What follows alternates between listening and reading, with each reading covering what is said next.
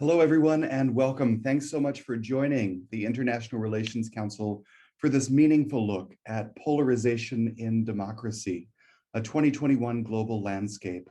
This program is part of the IRC lecture series, which since our first speaker, Eleanor Roosevelt in 1955, has offered nuanced insight and broad perspective on critical global issues. My name is Matthew Hughes, and I serve as the Executive Director of the International Relations Council. If you're new to the IRC, we're an educational nonprofit membership organization based in Kansas City.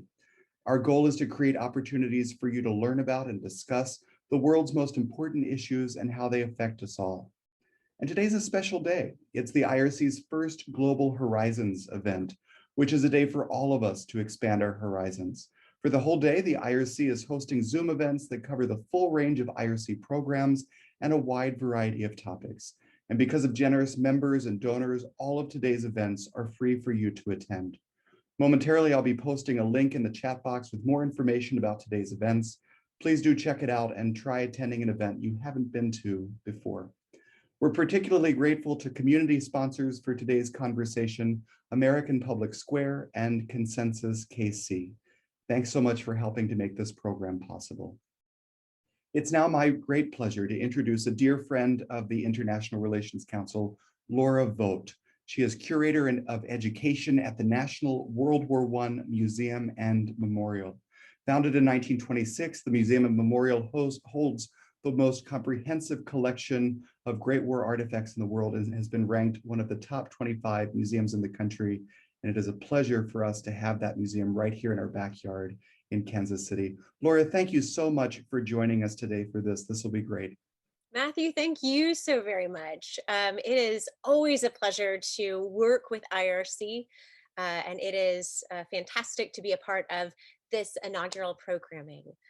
We, of course, would invite you, if you are in and around the greater Kansas City area, to come join us on our grounds in the heart of Kansas City for Memorial Day. You can check out what is happening at your National World War I Museum and Memorial at the website www.theworldwar.org.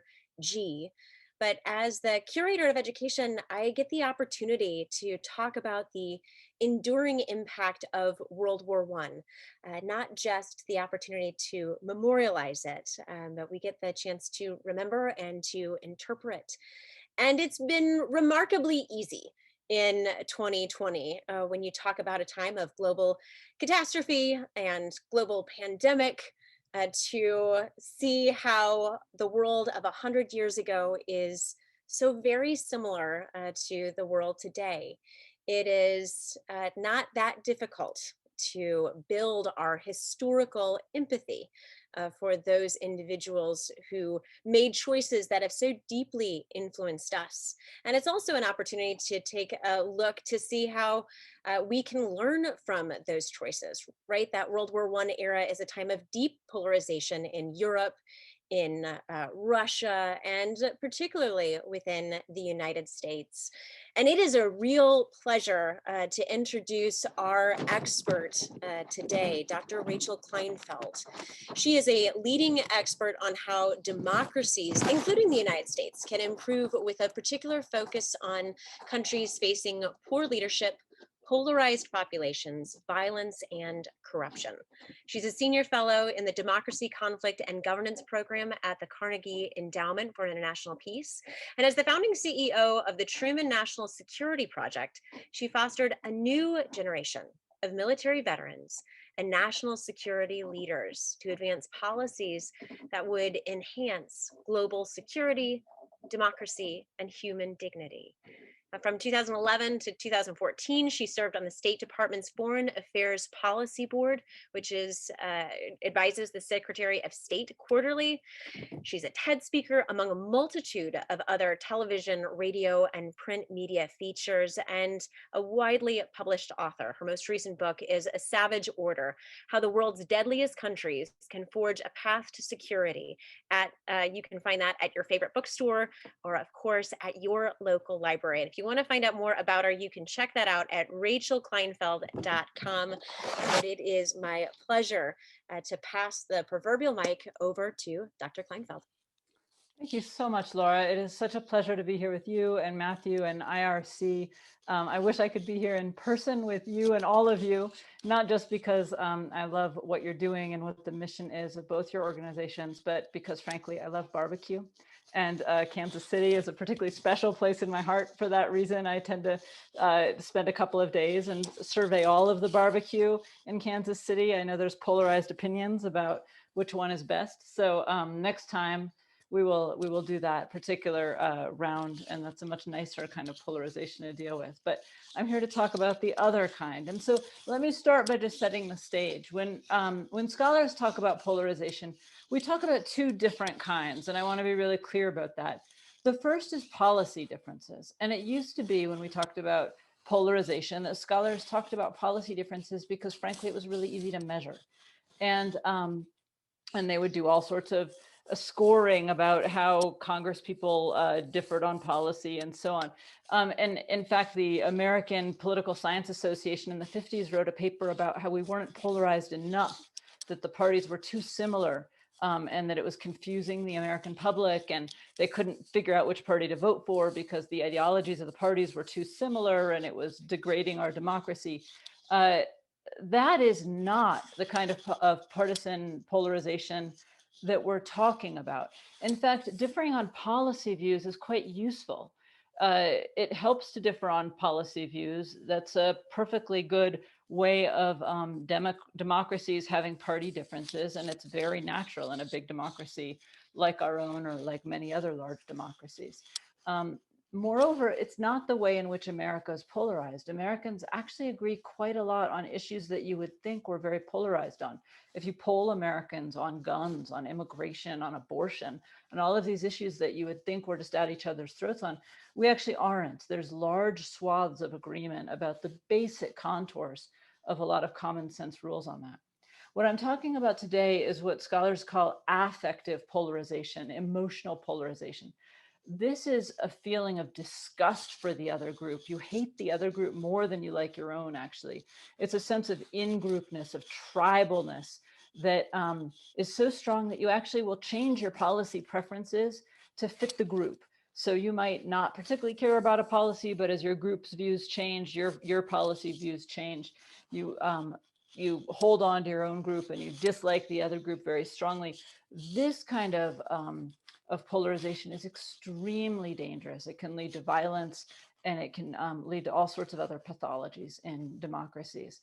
And it's happening all around the world. So if you look at Venezuela, long a very stable democracy, actually, then they started a deep cleavage mostly around class, and it degraded that democracy as Chavez on the left started to exploit that. It pulled that rift open, and you got what you have now, which is a country with one of the highest murder rates in the world and a huge refugee crisis and so on.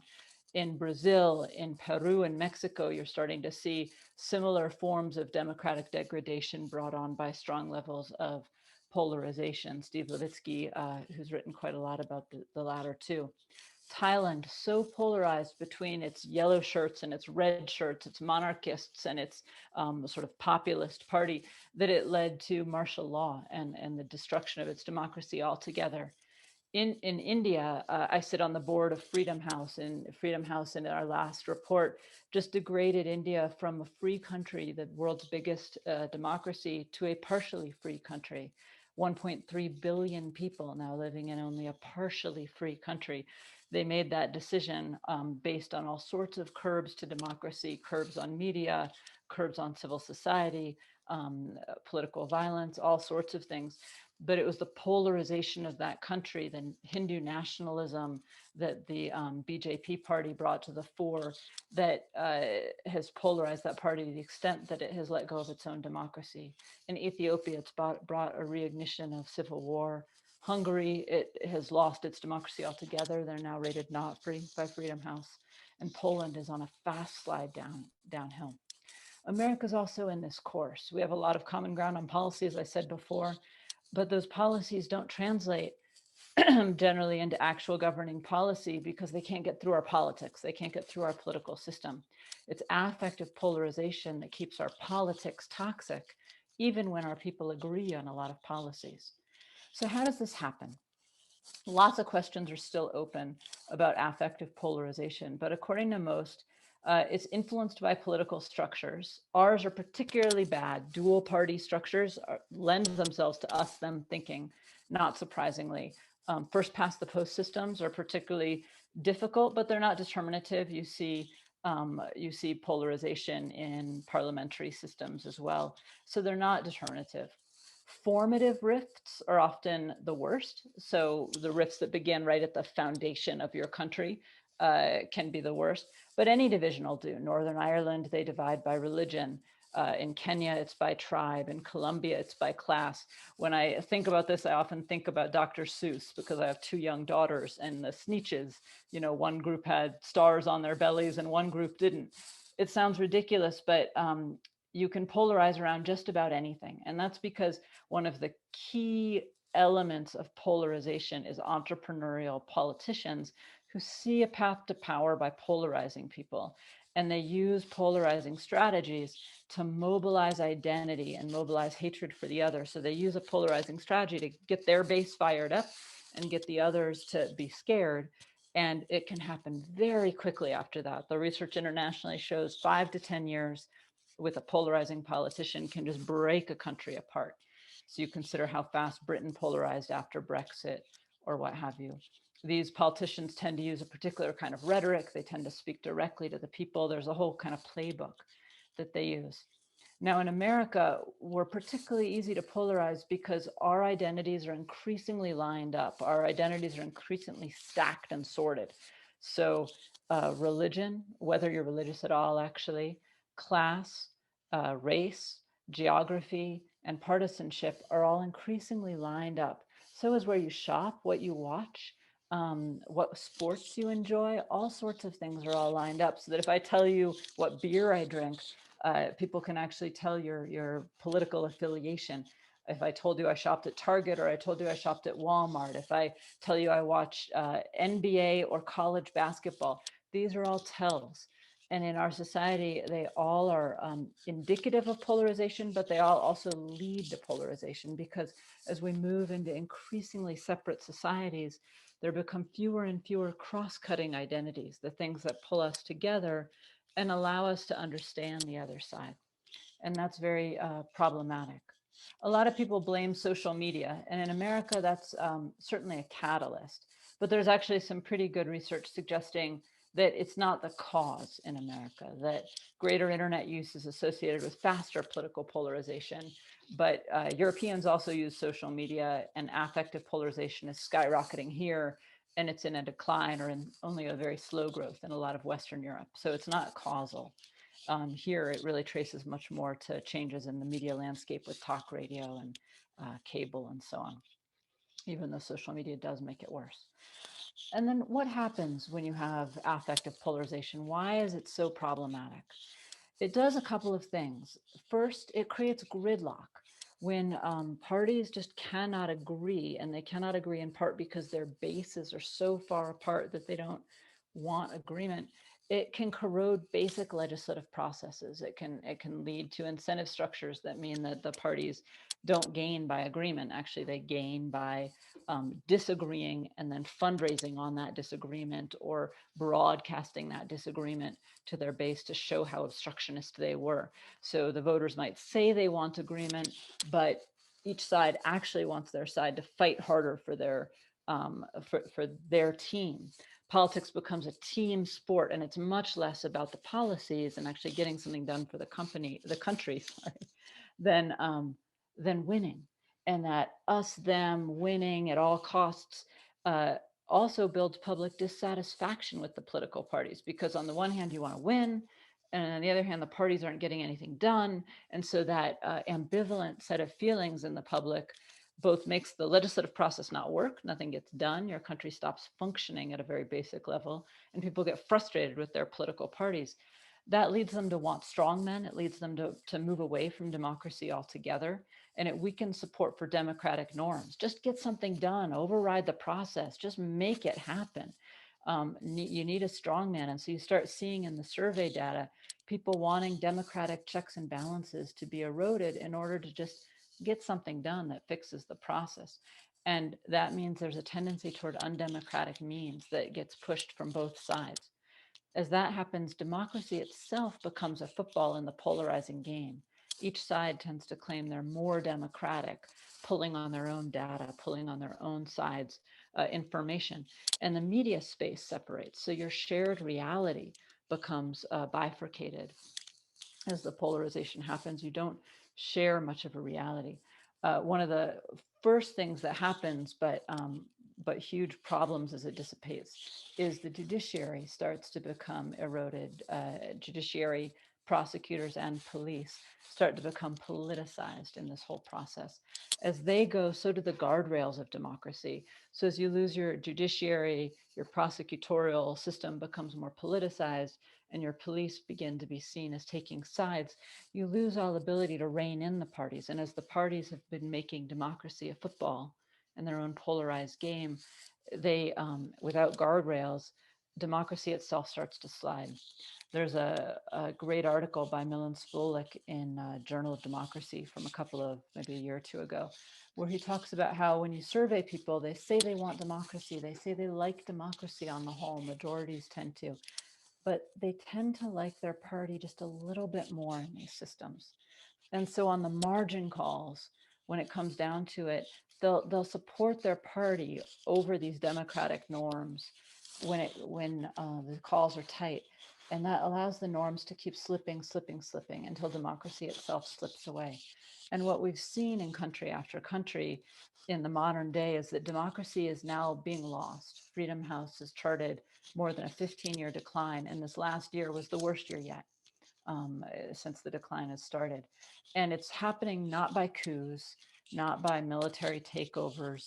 It's happening by people voting in parties that are reducing democratic norms themselves. So that's the story in Hungary and Poland and Turkey, in India, and also in the United States, according to Freedom House data, that these norms are declining because we're voting for it as voters. And I'll just end on the fact that this is not just a story about democracy. Democracy can be kind of abstract. It's not like barbecue, which is right in front of you. In addition to the abstractions of democracy, polarization really harms our society. It used to be that people didn't really care if you married out of your party. It didn't even really occur to people to care about that. If your son or daughter married a Republican or a Democrat, what did that really matter? Because there was a lot of overlap. There were quite conservative Democrats. There were quite liberal Republicans. It just wasn't much of an issue. Now majorities of each party say they don't want their kids to marry members of the other party. So you start getting real fissures within families. We have this geographic sorting. So you start getting real fissures between different geographies. It reduces GDP, which is stunning, but very obvious. If you think about it, there were boycotts on Chick-fil-A because of their stance on LGBTQ rights. There were boycotts on Hobby Lobby for similar reasons, and vice versa on the other side. And so you can see how these feelings toward companies and toward the other groups start getting wrapped up in the partisanship. As that happens, overall GDP comes down in countries. And as people stop doing business across party lines, you start lowering overall income levels. That is really a pain for everybody. And then, of course, the last stage of all of this is violence. It's how you get civil wars. It's how you get military coups and so on, because you reduce social trust and you increase intolerance. And with weak institutions and unequal institutions, you lead to these problems of political violence. And I think we're starting to see some of that in the United States, of course. It's part of what I work on right now.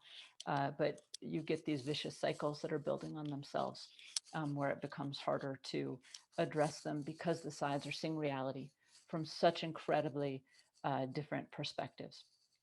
So on that not particularly happy note, I think I'll stop and we can get into Q&A.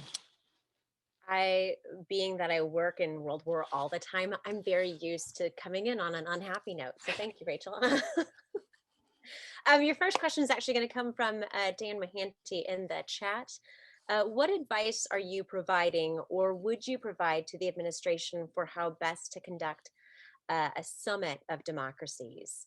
given the state of play here in the United States? What commitments can we feasibly make and realize and ask others to make? So my team at Carnegie, not just myself, but a number of us in my group are quite are talking quite a bit with the administration about the Summit of Democracies. And I actually think it's a great place to be, awkwardly enough, because we are at a difficult place in our own democracy. First, I think we've long needed a lot more humility about supporting democracy overseas. There have long been problems in the US democracy, and it's been a little harder to see them because they've been a little more hidden under the surface. Our election administration has been bad for a long time. No one would suggest that we do elections the way we do elections here overseas. Everyone who does elections knows that, but we haven't talked about it. Our political party systems, the way we finance our elections, there's all sorts of sort of technical things that have been problematic. Now a lot more of that's out in the open. So are things like our issues of police violence and other problems. And so I think the ability to approach this with some honest humility and say, we have our problems, other democracies have their problems, let's start working on this together, is a really good place to start. I think America might be ready for some mutual listening, and that's a good thing, because it actually means we could make progress, which is a very good thing. When you think you're already at an apex, you actually have trouble moving forward. But our democracy is quite old. We're 200 years old. We're the oldest democracy that's been continuous. And that means that a lot of others have innovated in really important ways. They've learned how to fight misinformation coming from Russia. They've learned how to address elections with modern technology. Estonia is far ahead of how to use technology to do governance and all sorts of things. So there's a lot we can learn as an older democracy from other countries. So I think it's good that we can approach with humility. I also think that one of the things that we need to do is and this is coming from my colleague Steve Feldstein, who has a new book out, by the way, on the technology of repression, out this week, highly recommended. He looks a lot at digital technology, but he's also been drawing up a list of pre-commitments that we can ask of other democracies as well as commit to ourselves. And that's a way of dealing with the guest list problem, which is always a problem in things like these summits. Do you invite India? Do you not invite India? Do you invite Hungary? Do you not invite Hungary? Do you use the Freedom House listing, in which case you wouldn't invite Hungary? And how's Hungary going to feel about that? There's really difficult issues about who you count as a democracy, particularly when the United States itself is having a lot of trouble. And so by asking for pre-commitments on issues of supporting civil rights and political liberties and media freedoms and just the basics, we can both hold ourselves up to a high standard, but also help people or help countries self-select to some extent. You already somewhat addressed a bit of the next question from an anonymous attendee, but you mentioned earlier that democracy is being lost in polarization, and you spoke to how each side is also claiming to be more democratic.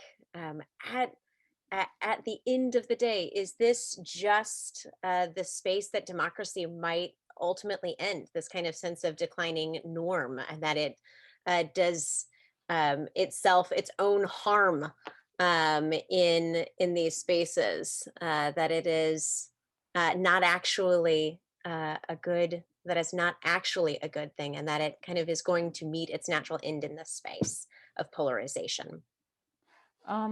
Well, I very much side with Winston Churchill here. I've worked very closely with decision makers in government. I also live in New Mexico. I grew up in Fairbanks, Alaska. So I've lived very far from the corridors of power, about as far as you can get in Fairbanks, Alaska.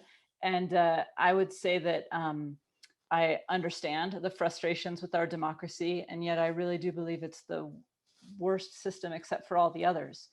People think of that as a joke line, but when you've seen the others, I mean, when you do field research in Nigeria and violent parts of Mexico and Colombia and so on, government can get really bad and non-government can get even worse. Places that aren't governed can be awful to live in.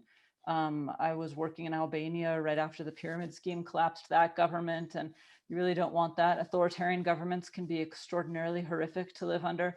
So democracy, I think, is a pretty good system given all that, it doesn't work particularly well. No system works particularly well for governing 300 plus million people with extremely different views. We just have to accept that. There's no perfect system. It's a very difficult and imperfect world with a lot of different viewpoints, and democracy is just the best thing we've come up with for trying to mitigate all of the problems that we have. And so far it's doing pretty well. Do I think it could end? Absolutely. There is nothing inevitable about this system. And I think a lot of people are not particularly attached to it. If you look at the survey data, nor do I think that our democracy right now is the end all be all. Our democracy right now is extraordinarily flawed. Our democracy has been flawed since its beginning. The whole point is that we're trying to form a more perfect union. So, we were flawed by not admitting African Americans, by not admitting women to the vote, by having property qualifications for a long period of time. There's all sorts of reasons why we've been flawed. We've been flawed by suppressing the vote. We've been flawed by making voting qualifications and money so connected, so that now money has so much influence on the vote. But that doesn't mean you throw the system out and go toward a strongman system or go toward an anarchic system. That means the best we've got, and let's make this system work a little bit better. And there have been times when we've done that. I think there have been a number of years of reform, and what we need to do right now is recognize just how badly we're failing a lot of the American people, just how fed up they are with this system. Hear that anger, which is pretty angry. If you look at the data and take it seriously, people are pretty angry with our system, and do some serious reform that's pretty radical. Question from Art Chaudhry. I hope I said your last name correctly. Are there other examples of democracies that are really moving in that right direction away from polarization? Are there lessons that we could be learning from some of these other countries that you mentioned earlier to make some of those radical changes to draw our citizens away from that deep anger? I'm trying to remember, there was one democracy in the Freedom House data that went in a good direction. And it was somewhere in Africa, and I'm not remembering which one it was. I'm sorry about that. It was a sad little outlier. So not a lot. There are some democracies that are moving, that have not fallen into polarization. So a number of the Scandinavian democracies, Norway, for instance, is doing really well. Norway is also doing very well against disinformation, and I think those two things are linked. Norway is interesting, Finland as well, not Sweden so much, which is too bad. Sweden's a lovely country in many ways, but not following its brethren there. Norway and Finland are interesting because they were so threatened by the Soviet Union that they had to develop methods of dealing with Soviet propaganda for many years. And so I think during the more recent efforts of Russia to launch hybrid warfare, which was and is an effort that is very clear if you look at Russian military strategy, to use manifold efforts to stoke dissension within global democracies and undermine trust in the system of democracy itself, which they're doing extremely well. They don't need a lot of help. It's not just the Russians. I don't want to blame it completely on them, but it is a part of their warfare strategy and has been for some time. The Norwegians and the Finns figured out a long time ago how to deal with that strategy because they had to deal with it even under Soviet times, long before the post-Cold War and so on. And so when the most recent wave of this started happening under Putin, they just dusted off old manuals and said, okay, how do we update these strategies? How do we get our citizens to recognize when the Kremlin's meddling again? And it also helped them deal with the fact that their own societies had dissension and there was misinformation and so on. So in dealing with the foreign threat, they also helped with internal problems of a lack of shared reality. Other democracies didn't have that historical background, and so they haven't been as good at dealing with what misinformation, disinformation. Sometimes it's just extreme information. Frankly, it's not mis or dis, it's just extremely partisan and leading to polarization. And I think part of what's going on in a lot of other democracies is a lack of media savvy about, if something sounds, my parents-in-law, so my family is quite conservative. My parents-in-law are quite liberal. And, they would forward around things about Trump's own mother said X or Y. And I would think, do you really think Trump's mother would have said that? Because they probably wouldn't have said that. And that probably wasn't something you should send around. But older people are more likely to believe disinformation. And so it's something that we need to help our society figure out better in a world of what's known as motivated cognition, a world in which we actually actively seek out information that furthers our own political beliefs, furthers our own ideological beliefs. We want to be reinforced in what we believe. We don't want to actually be challenged in what we believe. Don Dickey furthers this conversation and asks if there are specific methods that you know of to counter the lies and the misinformation, or are there specific resources that you might point us to as we recognize the importance of countering that and kind of in fighting the polarization within our own democracy? There's an interesting test being conducted at American University in something called the Peril Project, called the inoculation method.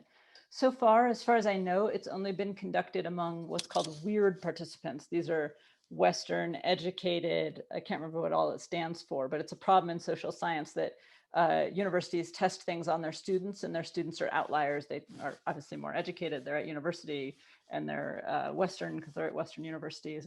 Anyhow, they're not necessarily representative, but nevertheless, the method is called inoculation, and it basically tells people they're being manipulated, and it tells them before they're being manipulated. So it says, did you know you're being manipulated by the media? And here's various ways you're being manipulated. It works really well with adolescents. Adolescents tend to not like to be manipulated. They're really hypersensitive to that. Unclear whether it works as well with people who are already fairly strong in their ideological beliefs. So if you were a liberal Democrat or a conservative Republican, and you're going further down those polarizing worlds, but you don't feel like you're being manipulated, you actually feel like this is your social milieu, harder to know if the inoculation method will work. For that, it's really about challenging your own motivated cognition. Frank Fukuyama has an idea in which social media feeds could be asked to basically fuzzy up their algorithms. I can't remember exactly how he discusses it, but that you could opt in to less of a rabbit hole algorithm. Right now, the social media feeds say, oh, you liked that content? Let me give you something even more extreme. Oh, you liked that? Let me give you even more extreme. That's how they work to hook you. And it leads you in a polarizing way. There's some great documentaries that show how that happens in the political violence world and lead you into white nationalism and things like that. So he's saying you could opt in to get out of that. But of course, then you have to be the kind of person who would want to opt in. And that's already a self-selecting mechanism for the less polarizing types of people. So not ideal. Yeah. Thanks to Bruno, he suggests that the acronym WEIRD might stand for Western Educated, Industrialized, Rich, Democratic. You might well be right.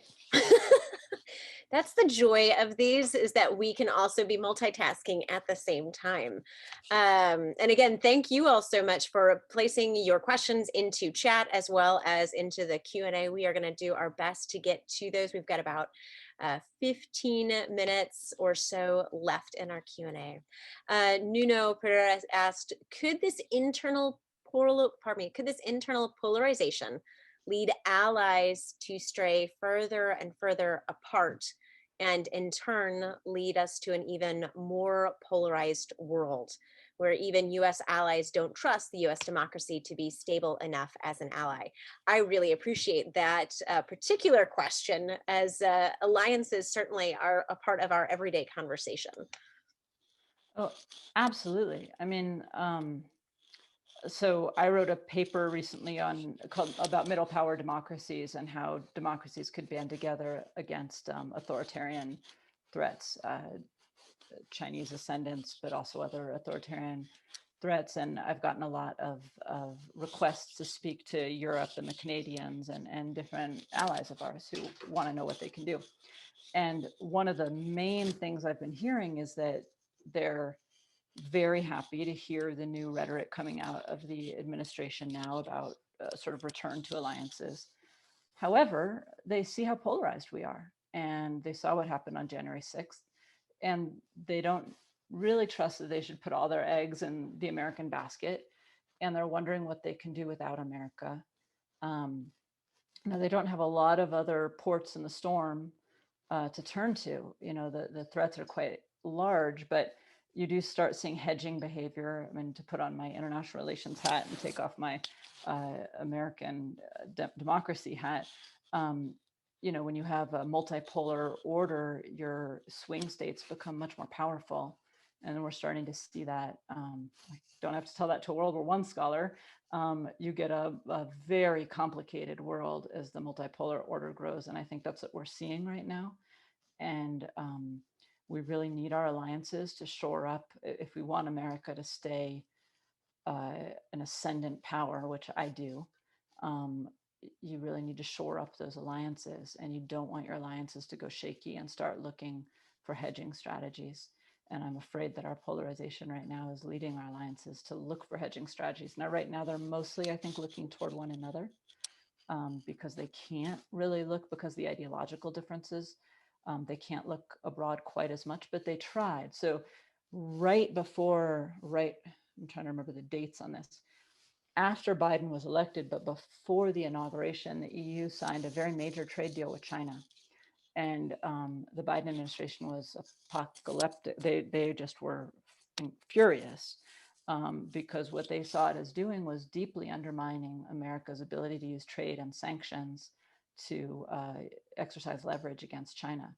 I think the Biden administration was correct about that the EU was hedging and building a stronger relationship with China, but at the cost of American power in that relationship. The EU, with a lot of Biden pressure, but also with what's going on with the human rights abuses and so on in China, has started to walk that back a little bit. They signed the treaty, but they haven't ratified the treaty in the European Parliament. And so there's a chance it still won't happen. But that's the kind of hedging behavior that you see amongst allies when they can't trust a great power to stay on track in a polarized domestic situation. And I think it would be hugely detrimental.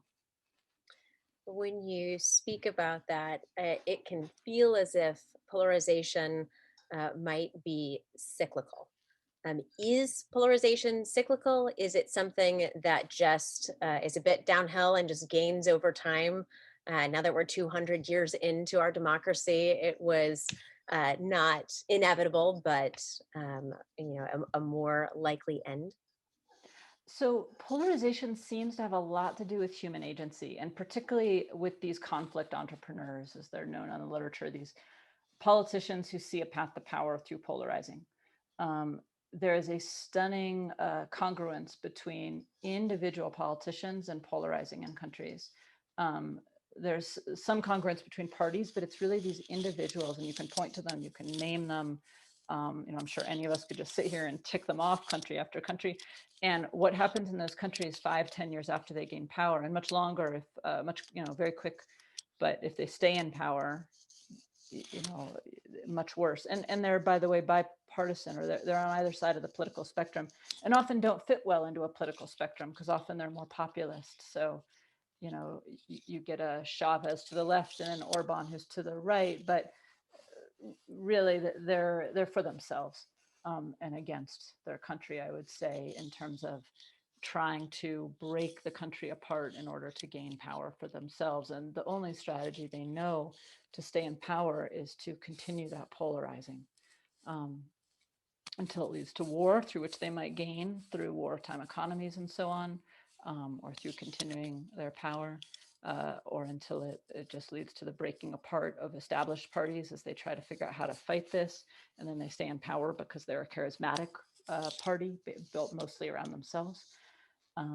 But it doesn't seem cyclical, and it doesn't seem to follow any pattern other than there can be tinder.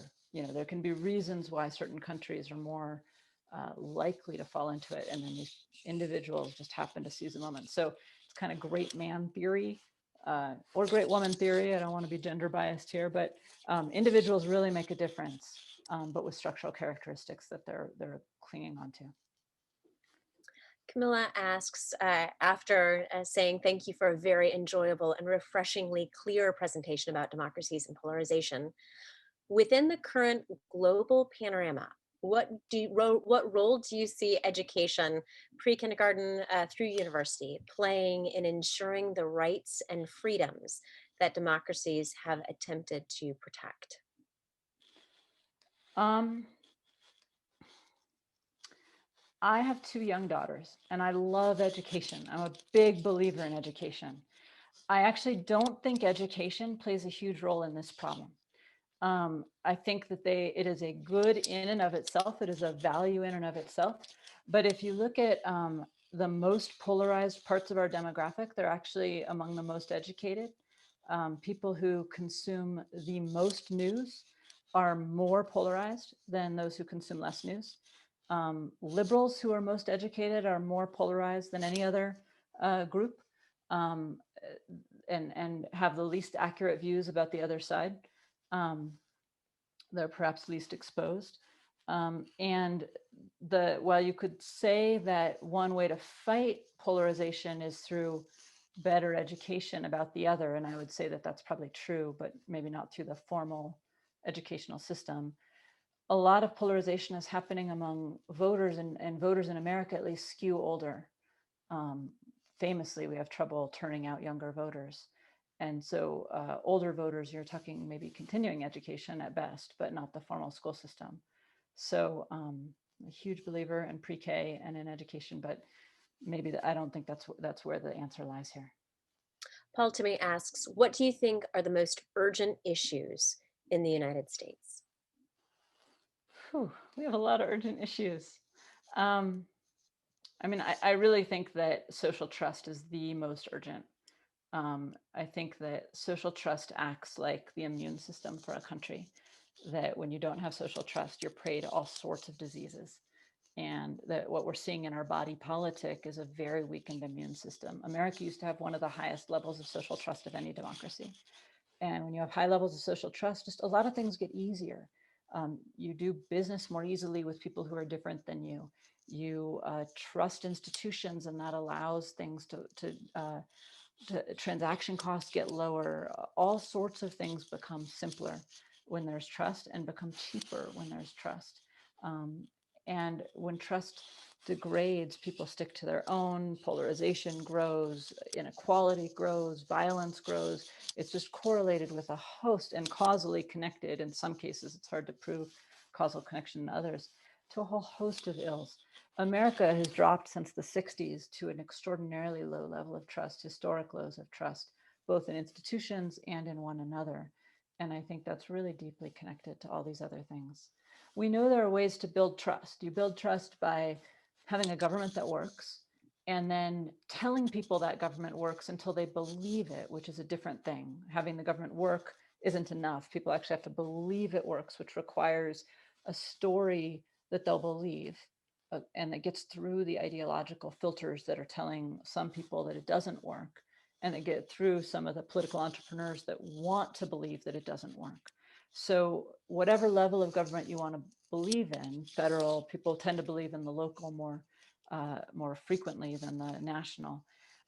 We need to get government working. We need to get people believing it's working. I think we all have a stake in that.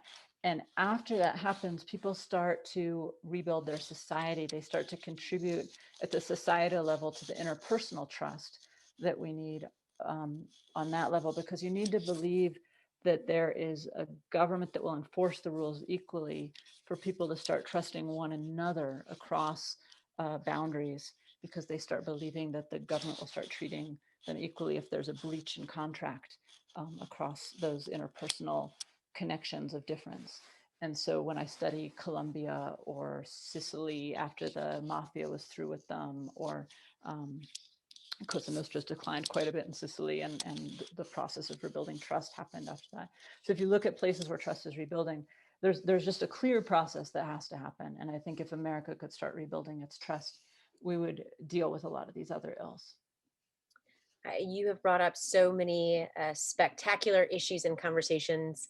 In particular, we have the question: is there a suggestion that you have of one or two good resources that people might be able to follow up with, either in rebuilding social trust, which you have just kind of given us as that aspect of hope that we can be looking to and working towards in this time of polarization, or in some of the other aspects of our conversation. So I think there's a host of groups. I mean, the best thing about America is that, unlike a lot of other democracies that have lost their democracies, we have a really active and robust civil society sector. Tocqueville commented on it. We still have it. We haven't gotten rid of it yet, thank goodness. And it's doing great work. So there's a bunch of organizations doing excellent work. Some are analytic, like More in Common does work on polarization in Europe and in America and analyzes these problems. And they're finding things like you can draw on cross-cutting identities. If you want to build trust in Texas, draw on the Texan identity. It's a much stronger identity. It cuts across partisanship and all sorts of things. As an Alaskan, I could say the same thing about the Alaskan identity. You know, there's various identities you can still draw on. So More in Common is doing excellent research and thinking in this. I think in terms of activities, one of the most important things that I think citizens can be involved in is ranked choice voting and other forms of voting change. And the reason for that is that there's tons of good evidence that it moderates the polarization that's being pushed upon us by partisan leaders. And those partisan leaders are having that polarization thrust upon them by their primary system. Most of our seats in America are pretty safe seats. We're gerrymandered, but we're also geographically sorted. And that means that wherever you live, you're very likely to be voting for someone who's in a party that party is likely to win. And so primaries are very determinative of who wins, and primary voters tend to be pretty extreme compared to most other voters.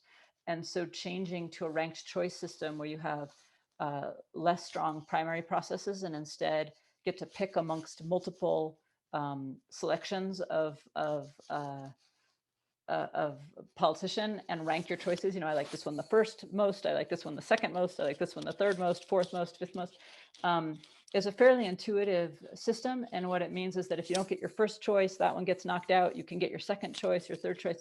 It's been proven to reduce polarization and moderate. Some people were worried that it might harm minority voters and low income voters because it would be too complicated. I first of all think that that's really a rude way of thinking about it, that they couldn't understand what works for the Oscars. All the empirical evidence shows that that's not true. In Santa Fe, we adopted it. Santa Fe is a majority minority community.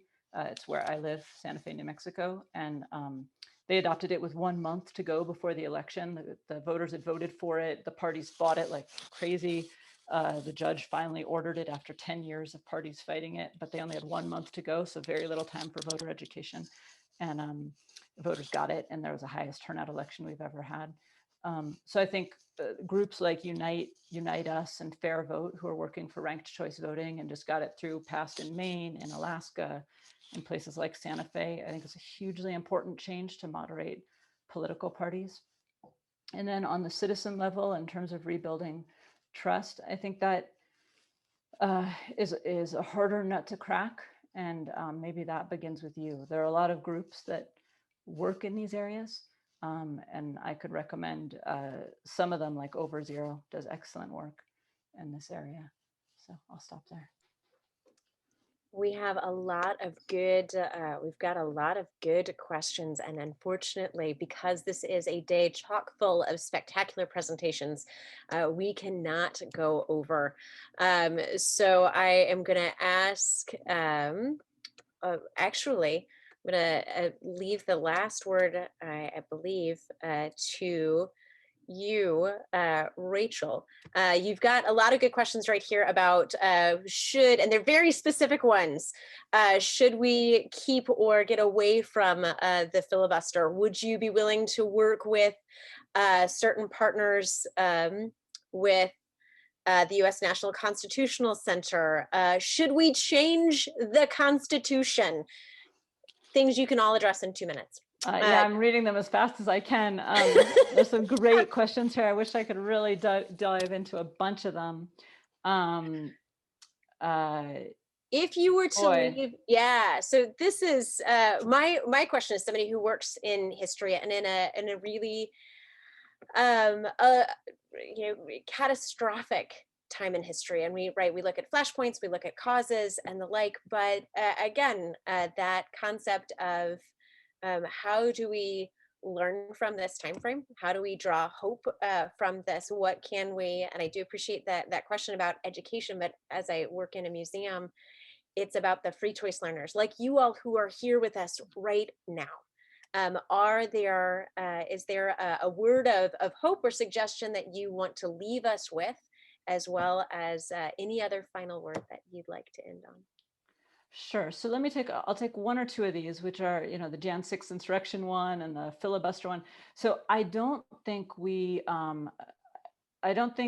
can save the village by destroying the village, as they said in Vietnam. And I don't think we save democracy by getting rid of democracy, including our checks and balances.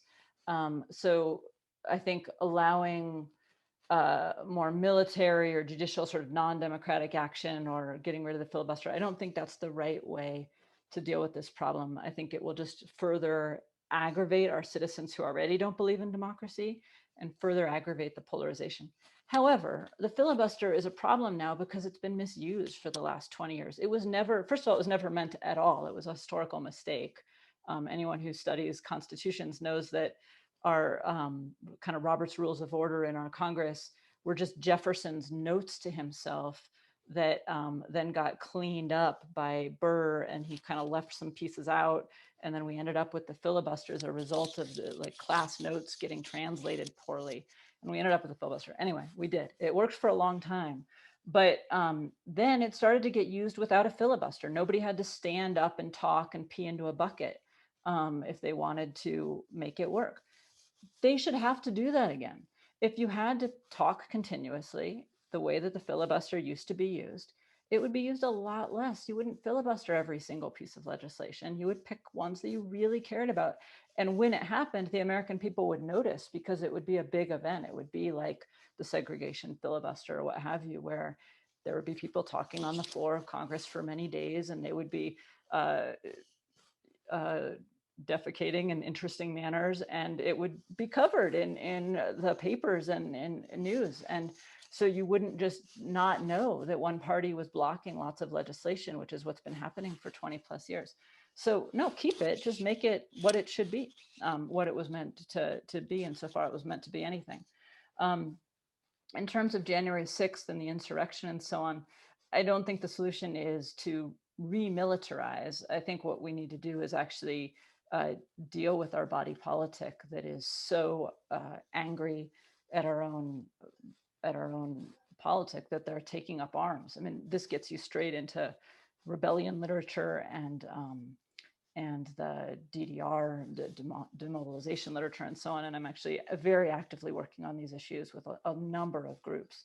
I think there certainly needs to be accountability and arrests of the people who have caused these problems. But much more than that, there needs to be much more accountability for the politicians that are fomenting this kind of language and this kind of activity. And there needs to be a real change within the party incentive structures that are leading followers to do this, because this doesn't come just from the bottom up. This comes from the top down as well. And we're not seeing that level of accountability, quite the opposite. And that's part of why I think that RCD is so important to this kind of change, is to change those party incentive structures and let those people get primaried, as it were. Because right now the incentives are flowing in the opposite direction. The people who are most extreme in the parties just raised the most money in the last quarter. The people who were least willing to say that the election was a free and fair one or raised the most money by and large in the last quarter. So it's a really dangerous period, and you don't deal with that, just as we learned with counterterrorism overseas. You don't deal with that by trying to get rid of all the people who committed those crimes, because there will be more of them. You have to deal with it at its source, which is those political incentive structures. And I Dr. think Kleinfeld, yeah. yes, thank you so very much. This has been a fascinating and clear conversation on something that feels so complex and messy that we're living through right now. Thank you for also leaving us with ideas of hope and ways that this can be solved, that there can be an end to this polarization, not only the top down that you were just talking about, but from that bottom up. And thank you all for participating in this conversation, for being free choice learners. By doing things just like this, you are participating in reconstructing that social trust that, as Dr. Kleinfeld said earlier, is so important. And I would encourage you to tell the story about this type of conversation that's happening, not only inside Kansas City, but across the nation. It is not only the fixing of these structures, but as Rachel said, but the telling of the stories and sharing that with others. So we would encourage you to be talking about the International Relations Council here in Kansas City and others around the nation. I would encourage you, because I know that so many of you want to find out more, to go to her website, which is her first and last name. You can see it spelled right there.com to find out some more information. And Rachel, thank you so very much. It has been a true honor and pleasure to be in conversation with you today. Huge pleasure. Thank you so much. And thank you all for sharing the time with me.